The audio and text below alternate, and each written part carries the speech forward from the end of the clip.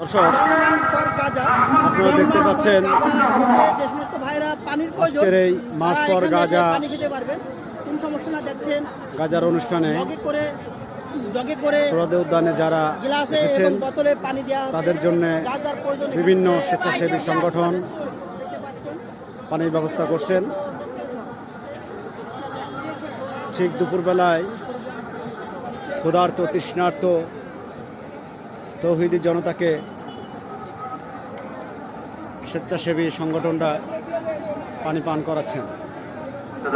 মহান স্রষ্টা তাদেরকে জাযাকাল্লাহ খায়ের দাঁড় করুন। দেখতে পাচ্ছেন দর্শক, কি পরিমাণ লোক এই রাস্তা দিয়ে আসে, অর্থাৎ সোহরাওয়ার্দী উদ্যানের মধ্যে তাদের স্থান হয়নি।